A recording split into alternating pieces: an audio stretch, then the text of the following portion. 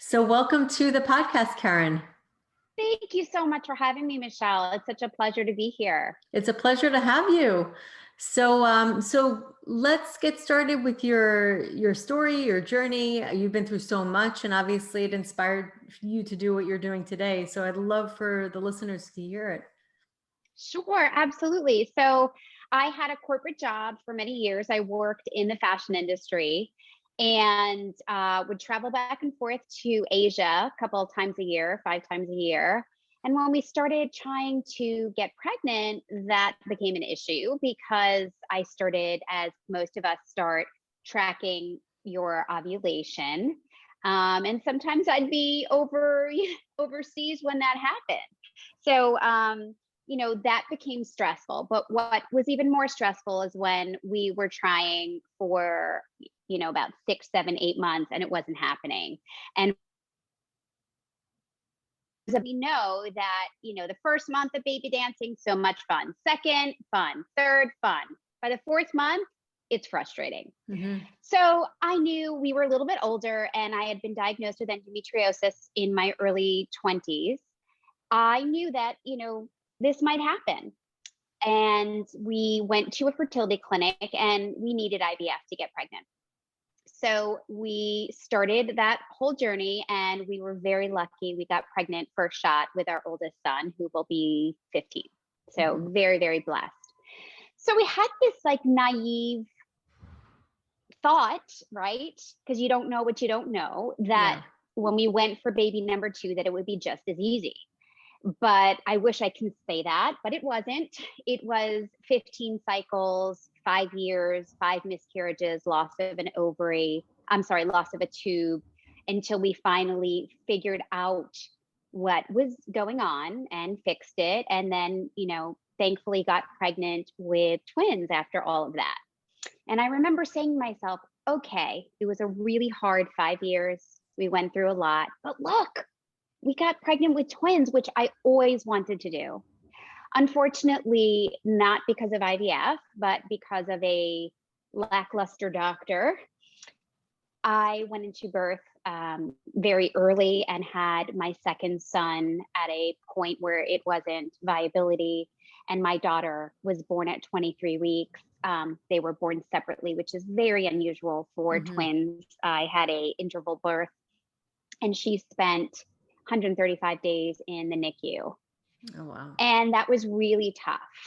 And I just remember saying, I don't understand how this can be happening to me, after everything we went through. Because, in our minds, we kind of want to justify the time, energy, expense that was spent on the other side.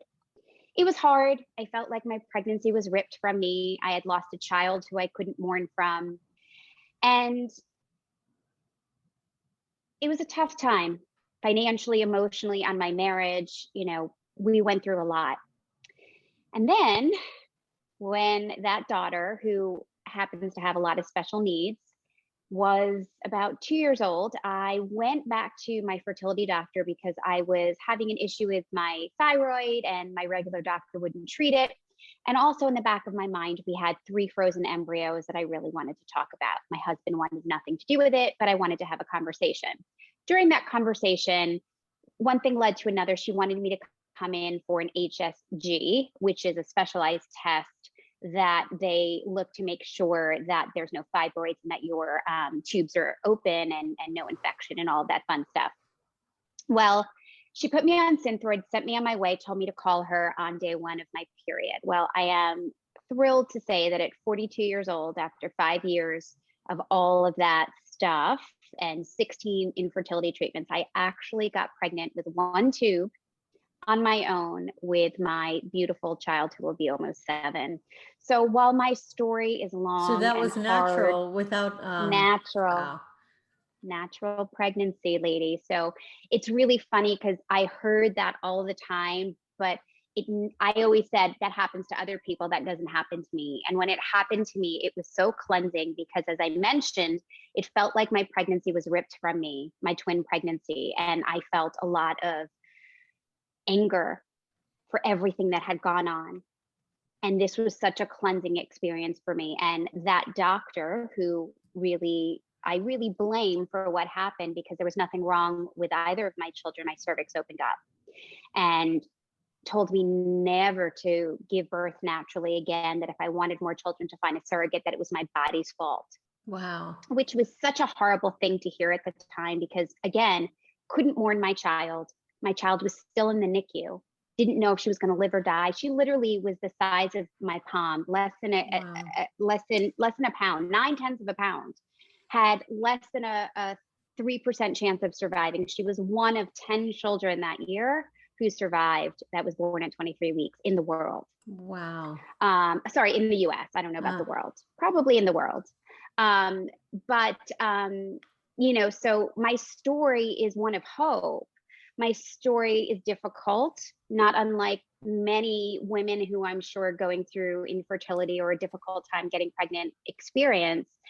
But it wasn't until I was able to heal from everything that had happened, I had this calling on my heart. And it just kept telling me that what happened happened for me, not to me. And I needed to keep believing that. And that I was meant to help other women get there quicker than I was able to, because I learned so much about what you need to do in order to have success.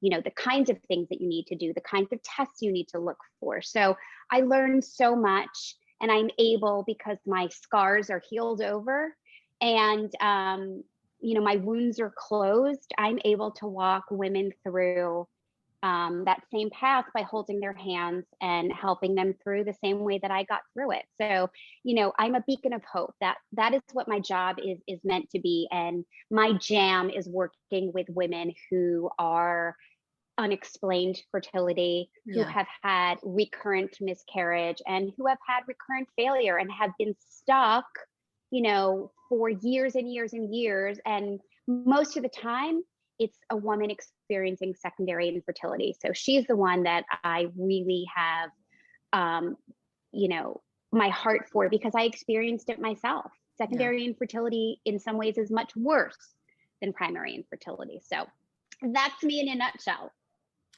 Wow, it's such a crazy story. There's so many different ups and downs and heartbreak, and it's a journey. It really is, and it is hard when you're in it to really make sense of what's happening. And one of the things that I find too is a lot of times you'll get information or somebody with authority telling you basically how your body is going to function and what your future is going to look like. I for that's like a big pet peeve for me personally.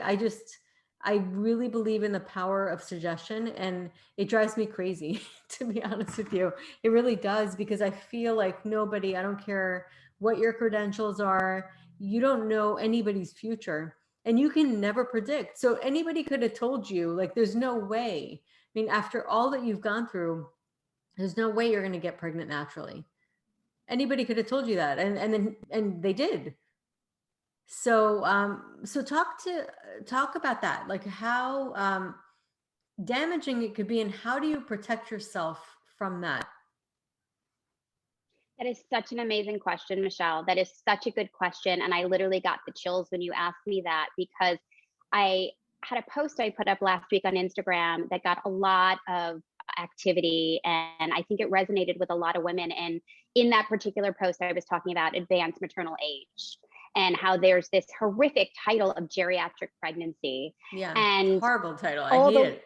really, and 3 out of 4 of my pregnancies were, well, and not even including the ones that I lost, 3 of my viable pregnancies out of my 4 were all of advanced maternal age. And I got to Mhm. tell you that, I was in Clubhouse in a room a couple of weeks ago, and a woman, was in her early 40s, and she really wasn't ready to have a child yet, but she was so worried, that she was going to have trouble simply because of her age.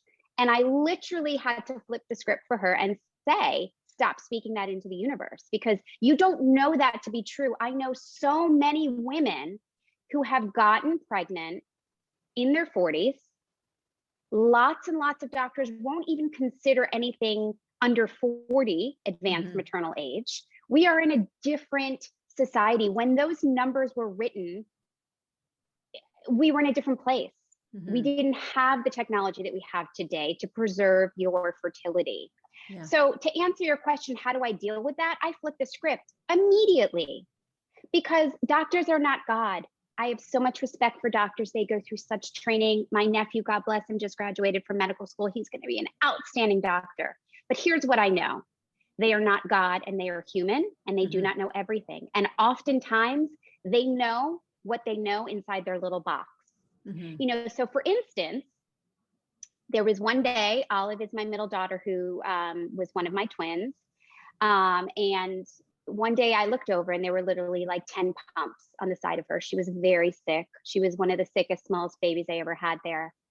And the same doctor who we spoke to when, my water had broke and I was on magnesium and steroid shots for about 6 days, which for anybody who's been on that knows that's a very long time. I was in bed, could not even get out of bed, to go to the bathroom, no eating because I could have delivered at any time. And this same doctor who said, it's worth it, my own OBGYN, the same horrible OBGYN, told me not to save this child, told me that it was going to it would never live a normal life, which is not true. Does Wow. my child have issues? Of course she does, but you're not God. So this doctor who told me, even though my OBGYN said not to save this child, this doctor, this NICU doctor told me that there's hope and that I should try. So fast forward, we're in the NICU. My daughter's very sick. He looked at me and wanted to have a cease of life conversation. This same doctor who gave me hope before she was born. And I literally walked away from him. And you don't walk away from a doctor, let alone a NICU doctor, because they really have a God complex, because they do. They do things that are just incredible. And I walked away from him and I just looked at him and I said, I don't know how. I can't explain it to you, but I know in my heart that my daughter is going to come home to me and she is going to be okay. And I kept that attitude, I guess, throughout everything in life. Whether it was my infertility journey, my age, my unexplained status, my daughter, anything, my cancer. I come from a family where it's a woe is me, woe is me. And, this is not something that comes natural to me. So I really have had to work on it. But my best advice is, the second that negativity is there, you got to flip it immediately. You got to flip it immediately, because even it does something physiologically to your body and your brain Mhm. when you look at the positive and put the positive out there. I'm a half glass full, not empty kind of person. And that is my best advice. Yeah, absolutely. I mean, listen, it's a fine line. You definitely want to see and be like realistic about your body, what's happening 100%, which you did. You went and you researched and you got diagnosed and you looked into everything. You really there was no stone unturned when you went through it. But it's just so fascinating, and I applaud you for being so strong and sticking by your daughter. I mean, what an amazing guardian angel you are to her, and how amazing that she was put on earth with you. I mean, really, to think about that, I just got the chills too when you were talking before. It's just incredible. So I Well, feel like, it's funny. yeah, It's go funny you ahead. say that. I'm sorry to, guardian angel wise. It wasn't until after everything happened. By the way, she was born on the 18th of July. And for those of us who know what the significance of the 18th of, or 18 means in Judaism, 18, means chai, life. I Wow. knew when she was born on the 18th. I just knew in my uh, gut. I knew she would be okay. And at that time, it had, and I'm getting chills and I get sad when I think about it. But Aleph, who was my second son, who was her twin, was here to save her life, because literally he saved her life. He exited my womb so that she could stay inside. It is very oh uncommon my once your God. cervix opens for it to close again. And that's what happened. My cervix opened. I had to deliver him because my cervix opened, and then it closed back up, which, when I have a box of belongings, and, when I went into delivery that day, and it was traumatic. I had to be put out because I was on blood thinner. So they weren't able to give me an epidural, both deliveries for both of them. And I was completely sedated. I wasn't awake. I had no idea when I woke up if I still had one in. I had no idea. But In the box of things, they give you a blanket and bracelets and things. There was a bracelet for her. There was baby A and baby B. And they did not think that she was going to be here. Wow. So there were all these signs to me. And I do believe in that positivity and speaking to it. So I'm sorry I interrupted, but No. he was her guardian angel. I was just giving her strength. But let me tell you, that child who was going to be 10, even though, unfortunately she had things happen to her in the NICU, she lost her toes on her left leg. They tried to get a central line and cut off circulation. She's had 45 surgeries. Her legs are not the same. And we do these surgeries. This child has shown me, you think I'm strong? Mm-mm. This child never has a bad word to say about anybody. She has a smile on her face and is happy every single day. Oh my God, this makes me want to weep. What an amazing story. I mean, it's just such an amazing miracle. There's like no words to it. And it just goes to show like how many miracles we have, and we cannot, as humans, from our human perspective, decide what the universe wants, what God wants, what we have no idea. We have no idea. But what we could do is answer to the calling. And you, as a mother, felt that calling, and you knew, and you listened to it. And I think that that's really what is so important to be aware of, because you're going to get voices that are telling you non-truths, and voices that are coming from people that you're relying on. And again, not to knock doctors. My husband's a doctor. I love him. Um, it's not that it's the fact that nobody is God. Nobody knows with 100% certainty how anybody should make a decision. And it's incredible how you just knew. I knew, and I forgot the last piece of it. That very same doctor who wanted to have the cease of life conversation and got mad at me walked up to me 3 months later, as we knew it was evident that she was going to come home, and said, I just have to tell you that your daughter beat every single odd. And I said, I know, I told you she would. And he was like, Caryn, if she was born into a different family, it might have been a different thing. I'm like, Oh, well, wow. it doesn't matter. I know me. And, it was hard. My husband, I sat there every single day. The first time I got to hold her was because the nurse thought she was dying. It's the only reason I got to hold her. And it's very hard to hold a baby who's intubated, meaning that she had a tube down, a very tiny tube. It looked like one of those straws that you like stir your coffee with. Like, that's how tiny she was. And it's very hard. But I insisted every single day, because from the first day that I held her, all of a sudden everything started to improve. Wow. So I do think, her hearing, like I prayed, I was raised religious and kind of veered from it, but every single day I prayed, and they made fun of me.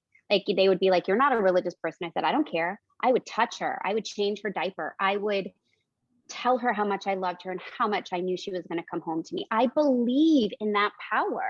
Yeah. Like, there is an ultimate, as you said, we need doctors, and doctors are so knowledgeable and helpful, but there's also this unknown piece. Yeah. Right. And when he walked up to me and told me that, he was just telling me something I already in my gut knew. But my husband did not spend a lot of time in that hospital, because for him, he's a half glass empty, a half empty person. And that's okay. We balance each other out, but he was protecting his heart. Right. And to me, I said, for however long my angel has on this earth, I will spend it with her, and she will know that she is loved. And for him, that was too hard. Mm-hmm. But let me tell you, she is a daddy's girl, and he, once it was obvious, but it was hard. And going through that alone, when nobody else believed that she was going to come home. To this day, I sleep with a phone by the side of my bed, because I would get phone calls that I never knew when I needed to go rush to the NICU. And it was like an hour away from my house. Yeah. So I know I'm going off on a tangent, but, if anybody can take anything from this, is that doctors are not God. Yeah. And you need to just, if you know something deep inside in your gut, more than likely it's your body, the world, God, the universe telling you something. Wow. And you need to listen. Oh my God. So that's amazing. I just I can't get over it. Like how do you, so you're in this position and you're being told so many different things. How do you find that courage to just go with what you're feeling? And I mean obviously it's your child. I'm not talking about that specific situation, but in general, I mean there's so many different things that you just felt, no, this isn't the right thing. It's really hard to say. I took it one day at a time. Thank God for my therapist, because as I mentioned, my husband was not very positive. When we lost Olive, my older son, was 4 something, and he would oftentimes come to ultrasounds with me. And my mother-in-law, God bless her, I love her to death, but her advice was to tell him that they were wrong and there weren't two babies in there. And my husband and I were always like, no, we're very honest. He needs to understand. And it took, and we took him to therapy. It was hard. How do you explain to a 4.5-year-old after everything we went through? And then he couldn't touch his sister. He couldn't, hold her. Like, that first picture of him holding her and she still came home on oxygen, it's precious. It's precious to me. And, I guess, the thing is that I'm very, very, very frightened of death. It's always been something that it's something that happened in my past. I talk about it with my therapist all the time. But there was a point, I was in Fire Island when I started bleeding after my doctor told me that I could go away, even though in my gut, and he was like, oh, they can't do anything different for you. Well, of course, something happened when I was there. Wait, this was when? This was after Olive was, no, you were So in I bed was still rest, right? pregnant. No. This is before Olive was delivered. We were Oh, going on a got it. vacation, Yeah. and I was very hesitant about going. I felt like I had been told at my 16-week ultrasound by the radiologist that he wanted to put me on bed rest. And then when he found out who my doctor was, he was like, oh, don't tell anybody that I told you that. I was funneling. I should have had a cerclage. I had my first Right. child at 34 weeks. I should Right. have. He was completely, in my mind, it was his fault. This wouldn't have happened, but I can't stay in the past. It doesn't matter. But Yeah. regardless, he told me if any, and I said, what happens? I'm on an island. What happens? He's like, well, they can't do anything different. Well, he was wrong. There was no high risk doctor. I had to be rushed at midnight on a boat from the island, taken by ambulance to a hospital that had no high risk doctor. I'm calling him on his cell phone at 3 o'clock in the morning. And at one point they came in, my blood pressure was so low, I was septic, and they were worried that that I could pass. And in that moment, Wow. as scared as I am of death,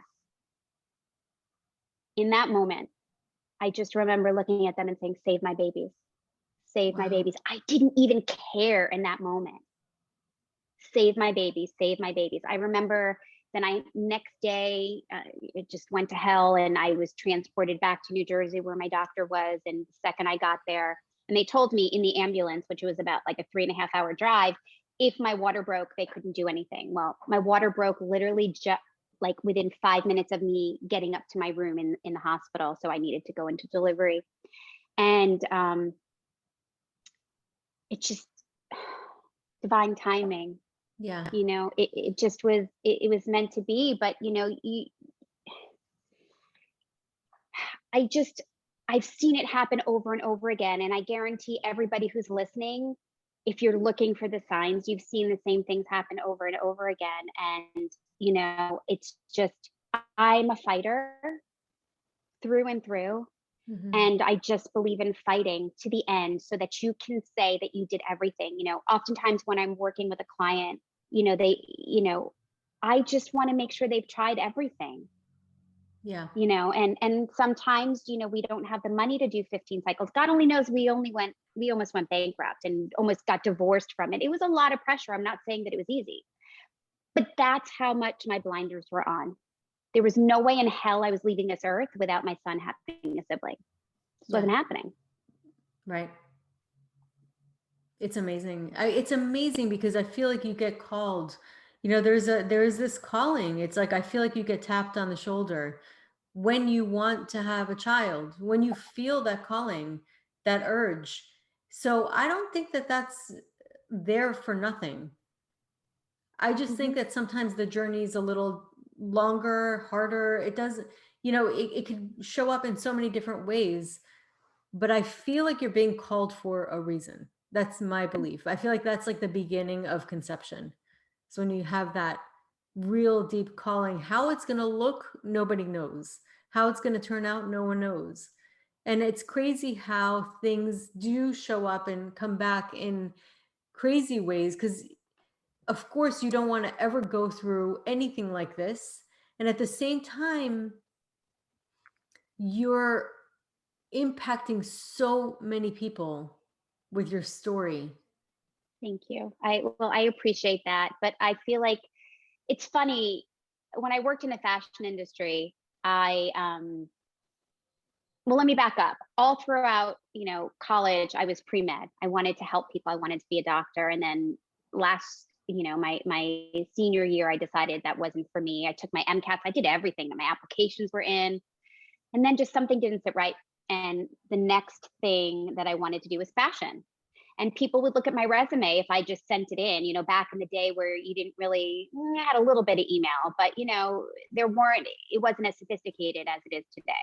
So people would look at me and say, you're a brain, like you have nothing to do. So I literally pounded the pavement with my resume so that they could see me handing out my resume all along Fifth Avenue. The first place I walked into is Don and Caryns, and I got my first job there. And DKNY was like the big thing back in the Yeah, I day, remember. right? Yeah. I got a job there just by like having that same. So I guess I've always had it. I Hmm. guess I've always kind of, had it. But I would always say that being in the fashion industry was not brain surgery. Like that was always my thing. Like I always knew that while it was fun in the moment, and for those of you in the fashion industry are wanting to be in it, let me tell you, it is not so glamorous. You're only as good as your numbers, and certainly retail has gone to hell these days. So, I would not recommend it to anybody. But I always understood that what I was doing was bringing people joy, but it certainly wasn't brain surgery. It wasn't important, right? It just, sorry, it wasn't. So, it all came full circle when, I realized again, like I said before, it happened for me, not to me. And I think that that's really what we need to understand when we're going through something tough, no matter what it is, that you have the ability to write the script on how it's going to be. I don't know if you know who Amy Purdy is. Do you know who Amy Purdy is? No. So she is a double amputee. She was a Oh, I think I do know who you're talking snowboarder. about. She Yes, was on yes, I Dancing do with the know. Stars. Yes. She was on Uh-huh. Dancing with the Stars years ago, and we started watching it, because my daughter is, missing part of her foot, and also, not to the same degree, but has issues, And she was on Amy Porterfield's podcast recently, and she was saying, and God only knows, this woman to this day is still having more surgeries. I mean, she lost both. She needed to have both of her legs amputated, I think, below her knee, both of them, from meningitis, Right. from a really bad case of meningitis. And she's so inspiring. If you need inspiration, y'all, you need to go follow Amy Purdy, because no matter what she goes through, like, she was talking on this podcast about how she was looking in the mirror and she had gained, and she's very thin and great shape. And I guess after her first surgery, she had gained, I don't know how much weight, and she was puffy, and and she was looking at herself saying, oh my God, I'm disgusting, I'm gross. And then she looked and she was like, oh no, look at what my body just did. My Wow. body saved me. My body took me through, look at what it's been through. It was been through a double amputation, sepsis, and all these other things. So if she's able to look at life that way, so are we. And I know it's all perspective, right? Mhm. I know it's all perspective. It's so funny. Do you ever walk into a restaurant where, there's brand new parents, maybe they've got like a baby that's a couple months old, and they have a million different bags, a million different things, snacks and all this stuff, right? Mhm. Everybody's like that with their first kid, right? Because it's so stressful. Then fast forward to the third, because I remember we were someplace with, after my daughter was born, my last child, and I was breastfeeding. So I was feeding the rest of the kids. I had her on the boob. I had everything else. And there was this little family over there who was like doting. It's like, it's all perspective. Right. And it's like, I remember chuckling, going, oh, wait until they have more kids, because Yeah. it's all perspective. It's all perspective. It's all perspective in terms of what it is. Your situation is, even, my teenage son, I think you have children around my age, well, older than mine, right? It's all perspective. What's the worst thing that they've gone through thus far, right? So sometimes I have to remind myself that, when my son complains about something socially, that's the worst thing that he's experienced so far. And Right. God bless. Yeah. God bless. Right. Right. So it's really all perspective. And truly, I do believe, and again, as I said, my mother was a woe is me kind of person. I was not raised to be like this. So it really took going up against the grain and a lot of personal development for me not to be a woe is me person. Right. Right. And I don't. Everything has a purpose. Like it has a purpose to have that moment of grief and really feel that woe. And then but what we do is we resist that, we stop ourselves. And it's important to allow that to move through and then come back, regroup. And something that I've realized is you need to digest your emotions just like you need to digest food. We do not allow ourselves to digest our emotions and our thoughts. We just have this stagnation built up in our brain. That's why I believe so much in meditation, or at least if you can't meditate, doing something to clear your mind and to allow the passage of those emotions properly so that you can digest them and feel more clear and move on. Yes, 100%. Way before I ever had kids, I remember I had a massage by a woman, an Ayurvedic massage, and never in my life, I just started crying, like out of nowhere. It was like freaky, It was in which your I would body. assume is, yeah. So I would assume, very similar to what you do, with acupuncture and meditation and things like that, that you don't realize that you're holding on to these emotions and they affect your metabolic rate, your metabolism, everything, and you just don't realize. And I think that, why, I'm so appreciative of what you do, because nobody teaches us this. Nobody teaches us this, that, what, your emotions are okay. When I tell a woman struggling to conceive how to this day it bothers me to see a pregnant woman, they start crying. And I know that seems weird because I've had 4 kids and I've had pregnancies, and God only knows I got pregnant naturally, but to this day, it still hurts me. Yeah. It's still something I need to work through. So I think also as women, we need to empower each other by telling our stories so that we don't feel like an outlier. I felt like I was so sorry for myself going through my journey. I had nobody. I felt like there was something wrong with me. I was letting my husband down. I was letting my child down. I was letting my body down. I was ashamed.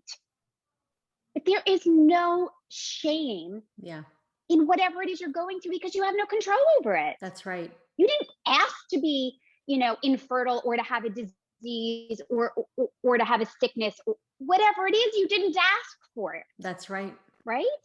Absolutely. Absolutely. And it's just really standing in your truth, honoring your truth, being okay with what is really at that moment for yourself. And if you feel upset about what's going on, that's okay. Everything's okay. There's no rules. I had a teacher, and I mentioned this in one of the other podcasts, like I had a teacher, it was a health teacher, and she said, it was just such a wise statement. She said, feelings aren't good or bad. They just are. And I remember being like, wow, it was just so liberating to hear that. At my young age, I was a teenager, but I went through difficulties. It was around the time there was a lot of tension between my parents, and they eventually divorced. But, to realize that my feelings aren't right or wrong, they just are, is so liberating to think that. 100%. There's nothing wrong with your feelings. And I think that, when, especially the women that I work with, and I'm sure the women that you work with too, when you're able to say that, like, you can just see their face completely change. Yeah. Because they're, you internalize this. And again, not enough people are in therapy. I believe everybody needs to be in therapy. I'm a big proponent of therapy.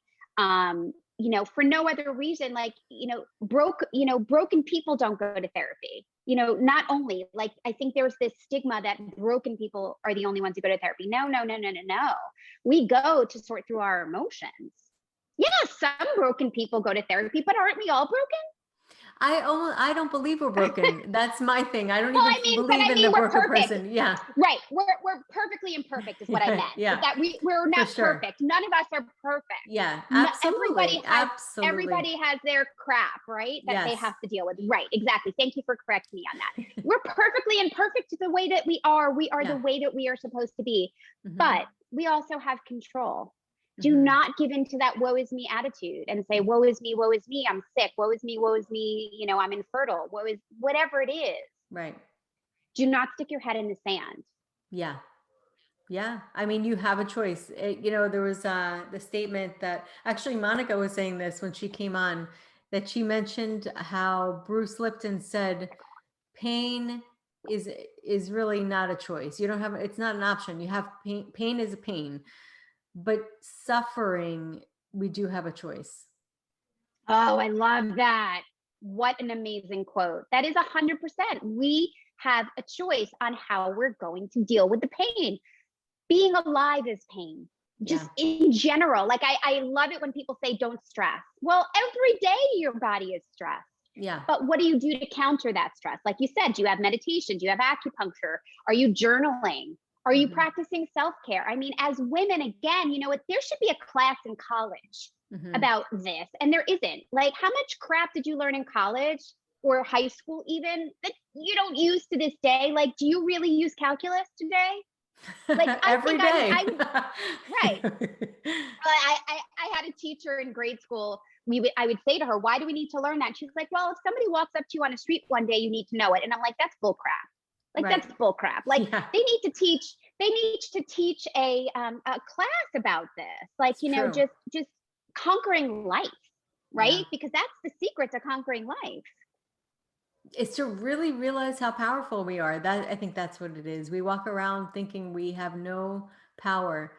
And we're mistaken, and it's not our fault. It's because of, we're learning all these different, we're getting messages from the world and we're seeing that as a reality, but it's not the case. We are so powerful. We are so darn powerful as people. And that's, I Yeah. think, really what it comes down to. We can handle so much, and we're a lot stronger than we think. And I mean, there's so many things that we just don't know about ourselves that are Yeah. so miraculous and amazing. Yeah. Yeah. No, 100%. And I just think that, again, we have the control, right? Yeah. We can only control what we can control, Right. but you can control certain things, You can. and your act and how you react to something 100% can be in your control. And does that mean that you're going to do it perfectly every single time? Absolutely not. Am I Right. perfect? Are you perfect? No. Do I yell at my kids more than I want to sometimes? Yes. But, it's, again, accepting that we're imperfect. Yeah. We're perfectly perfect the way that we are. Yeah. Absolutely. So this is such an important conversation. I just think that your story is so inspiring. It obviously is so sad and heartbreaking.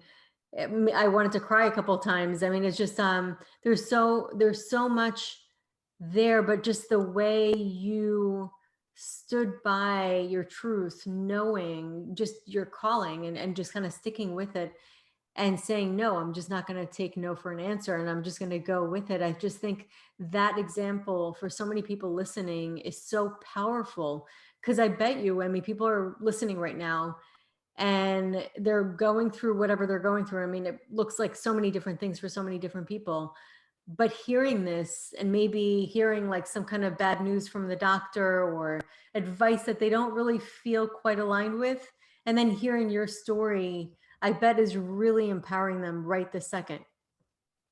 Well, thank you. And if I can just help one person who's listening, just one person, if my story helps, then, then it's been a good day. Because, like I said, I did not share my story, but once I started opening up about it, all of a sudden, last night I was at this wonderful event, if for those of us familiar with the Bundle of Joy, it's a Bundle of Joy Fund. It's a local organization run by Samantha and Kyle Bush. And last night I was talking to a young woman, and she was telling me that once, she works for them, and she was saying that she had no idea about infertility. And once she started talking to her friends about where she was working, she was like, oh my God, yeah, I've been suffering. Many of her friends were like, Mhm. I've been suffering for 5 years. I've been suffering through Yeah. this. I had a miscarriage. She's like, I never knew. We Yeah. don't talk about this We don't enough. talk about it. You're These right. conversations, as women, we need to empower each other to have the feelings that we have. Yeah. Right. And it's very tricky, because what's going to work for one person is not going to work for another. So Right. and we also need to have grace for each other, and we need to Mhm. have patience for each other, because your way may not be my way, but Right. I still love you. I Yeah. still love you and honor you and respect that's your way. Absolutely. That's what's wrong in this world right now, right?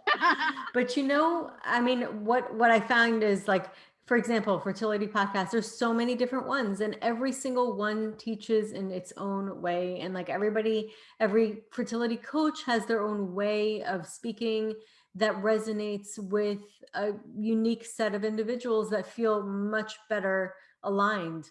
Mhm. So that's the beauty, is that everybody's still trying to teach and help the same subject matter, but it just is in a different way. It's a different way. It aligns differently with other people. And I'm sure, you're going to have your own people that align specifically with your story and your message, which is why I think it's so amazing. And I'm sure it's way more than one person that you're going to be helping today. I can bet you that.